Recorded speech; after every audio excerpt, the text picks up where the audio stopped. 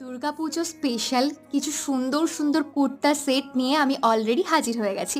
এটা হচ্ছে তার পার্ট 2। এখানে নিয়েছি একটা 3 পিস সেট। এটা একটু ডিফারেন্ট স্টাইলে যাচ্ছে। একটা টপ যাচ্ছে, সঙ্গে যাচ্ছে একটা প্যান্ট, যেটা যথেষ্ট ফ্লেয়ার ওলা একটা প্যান্ট।